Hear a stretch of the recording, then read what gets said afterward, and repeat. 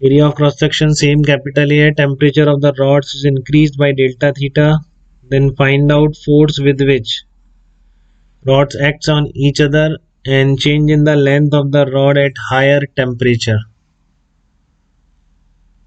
तो मैंने मान लिया कि let's say length of at higher temperature of the rods, let at higher temperature, देखते जाइए बेटा एक एक में कैसे कर रहा हूँ. Let at higher temperature length of rod, higher temperature length of rods. एक तरफ मान लिया, राइट साइड मान लो शिफ्ट हो गया, तो ये हो जाएगी L1 प्लस डेल्टा एल, दूसरी हो जाएगी L2 माइनस डेल्टा एल. इस तरह की दो लेंथ आ जाएगी अब आपके पास. यहाँ पे फिर से बना लेते हैं इस तरह का. ये जो रॉड थी, ठीक है ना, इसका क्या था आपके पास y1 अल्फा 1 L1 इंटू ए, दूसरी का y2 अल्फा 2 L2 इंटू ए. ये सिचुएशन थी.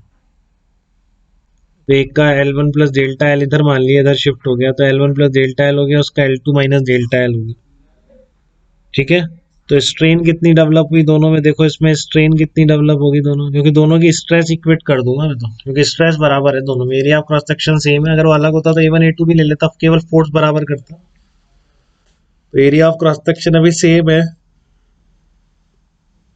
तो फोर्स बाय एरिया सेम होगा दोनों रॉड का. ठीक है ना, दोनों रॉड का फोर्स बाय एरिया सेम होगा. वही करूंगा, पहले स्ट्रेन लिखूंगा, फिर वाई का यूज करते हुए स्ट्रेस लिख लूंगा दोनों में और स्ट्रेस को इक्वल कर दूंगा. तो आपकी जो हाई टेम्परेचर पे length L1 plus delta L और होनी कितनी चाहिए थी, पहले मैं वो लिख देता हूँ, लेंथ शुड बी, ये तो एक्चुअल लेंथ है, और दोनों की लेंथ होनी कितनी चाहिए थी ये बताओ. इसकी होनी चाहिए थी alpha 1 into L1 delta theta, और इधर वाले की कितनी होनी चाहिए थी L2 plus alpha 2 into L2 delta theta. ठीक है. तो इधर वाली में स्ट्रेन कितनी आ जाएगी, L1 प्लस डेल्टा एल है, इतनी होनी चाहिए.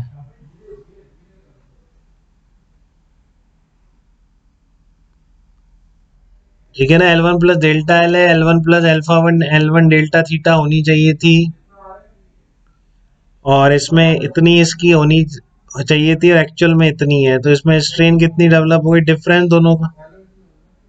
ठीक है ना, alpha alpha 1 delta theta minus delta L. इसने बढ़ने नहीं दिया ना, इसको डेल्टा एल थी, इसने थोड़ा फोर्स लगा के इसको उतना नहीं बढ़ने दी. ठीक है, और ये बढ़ना चाहिए था, दब और गया, तो इसमें स्ट्रेन की वैल्यू कितनी आएगी, इसमें आप डिफरेंस लोगे तो क्या आएगा, alpha 2 L2 delta theta plus delta L आएगी इसमें.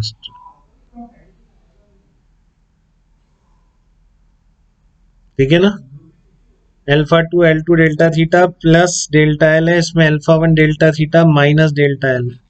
तो इतना लेंथ इसकी. तो ओरिजिनल लेंथ कितनी है, अब ओरिजिनल मैंने नेगलेक्ट कर दिया बेटा, ओरिजिनल L1 प्लस डेल्टा, ये है ओरिजिनल लेंथ.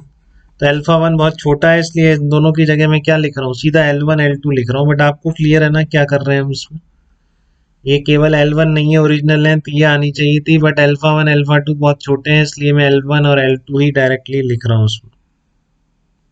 तो ये आपकी स्ट्रेन आ गई. तो स्ट्रेस कितनी आ जाएगी, ये स्ट्रेस आ जाएगी, stress y equal to stress upon strain.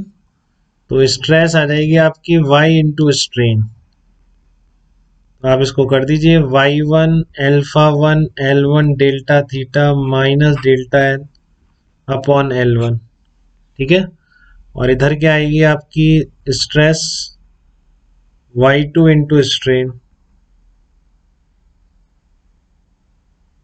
Strain की वैल्यू रख दो आप, कितनी है, alpha 2 L2 delta theta plus delta L upon L2. इस तरह की सिचुएशन है बेटा. तो इस तरह से आप स्ट्रेस 1 और स्ट्रेस 2 दोनों को आप क्या करोगे, बराबर कर दो. अगर एरिया भी होता तो बस F1 बाई A1 करके A1 इधर ले जाता है, F1 F2 को इक्वेट करता. ठीक है ना. एरिया अगर आपने सेम ले रखा है तो मैं किसको करूंगा, स्ट्रेस को इक्वल करूंगा. स्ट्रेस 1 इक्वल टू स्ट्रेस 2 क्या बनेगा आपका, स्ट्रेस 1 इक्वल टू स्ट्रेस 2, यही कर रहे हैं आप. स्ट्रेस वन कितना आ रहा है आपका y1 upon L1 alpha L1 delta theta minus delta L equal to y2 upon L2 alpha two L2 delta theta plus delta. इस तरह से दोनों को इक्वेट कर देंगे।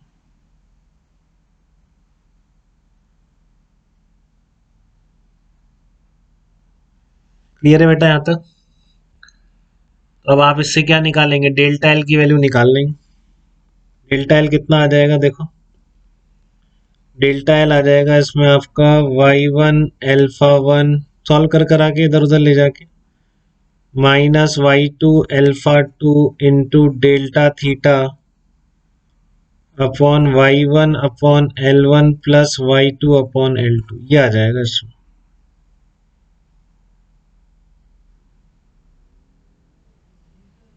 याद वाद नहीं करना बेटा बिल्कुल भी, अपने आप निकालना हमेशा, ठीक है ना। याद वाद करने से कोई फायदा नहीं, कुछ भी चेंज कर सकता है। इसकी जगह 3 रॉड भी लगा सकता है, वो भी देख लेंगे अपन, ठीक है। एक के ऊपर एक 3 रॉड रख दी तो उसमें भी ऐसा ही कुछ एनालिसिस करेंगे। बट ये वाला क्लियर है आपको, दोनों की स्ट्रेस इक्वेट कर दी, डेल्टा एल आ गया। तो ये पूछा था इसने इंक्रीमेंट इन द लेंथ, ठीक है ना। अब फोर्सेस निकालने को कह रहा है, तो फोर्सेस तो पता है आपको, F1 इक्वल्स, दोनों एक दूसरे पर कितना फोर्स लगाएंगे, ये हो जाएगा y1 into cross section into strain one, वही y equal to F by A, ठीक है ना। तो स्ट्रेन कितनी आएगी वो आप निकाल ही सकते हैं। ये आपको इसको ऐसे लिख दो, y1 इंटू ए स्ट्रेन है अपॉन L1 ओरिजिनल लेंथ है, तो ये कितना होना चाहिए था, alpha one L1 delta theta minus ये आपने जो निकाल ली पहले में, एक्चुअल में इतना होना चाहिए, तो है कितनी, इसे लिख सकते हैं ना आपने जो अभी लिखी थी, L alpha one L1 delta minus कितना, ये पूरा जो आपने निकाल लिया delta L, alpha one L1 minus alpha two L2 delta theta upon y1 L1 plus y2 upon L2। अब इसको आप सॉल्व कर लेंगे बेटा, इसको आगे पूरा करिए, ठीक है ना। तो ये आपका कितना आ जाएगा, डेल्टा थीटा कॉमन आ जाएगा, इसको आप L1 L2 चाहे से ऊपर ले जाइए, कुछ भी कर लीजिए। तो आपका जो F1 इक्वल टू F2 आएगा वो आएगा a इंटू डेल्टा थीटा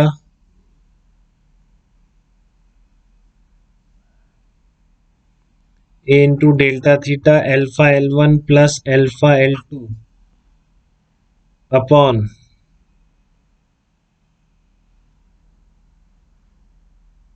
ये अब ऐसे बन जाएगा, y1 y2 ऊपर था ना, y1 y2 बनेगा ऊपर ही, तो उसको नीचे ले जाओगे तो इसको जगह उल्टा बन जाएगा, L1 upon y1 plus L2 upon y2 बन जाएगा।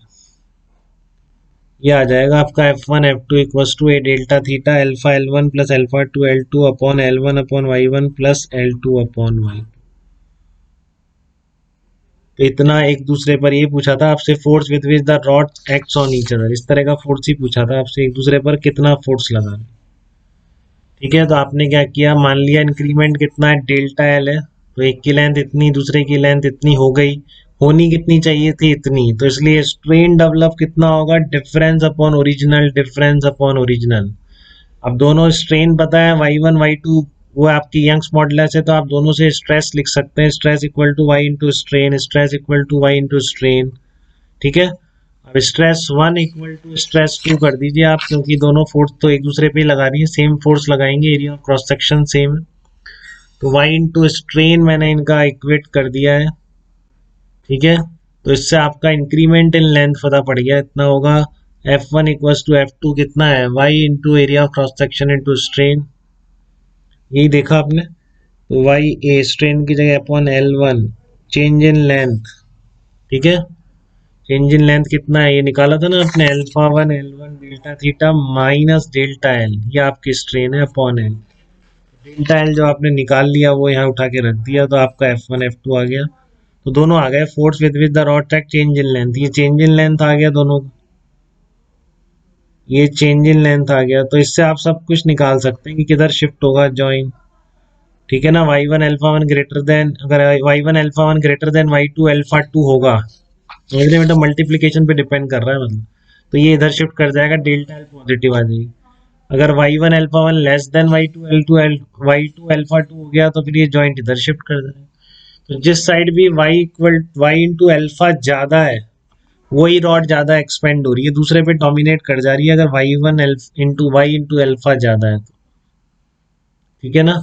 यही बात मैं आपको बताना चाह रहा था इसमें, कि आप ये भी देख सकते हैं कंडीशंस कौन के जॉइंट किधर शिफ्ट होगा। तो अगर y1 alpha one is greater than y2 alpha two तो राइट साइड, और अगर उल्टा तो लेफ्ट साइड शिफ्ट होगा। फाइनल लेंथ दोनों रॉड की लिख सकते हैं, उसमें कोई बुराई नहीं है।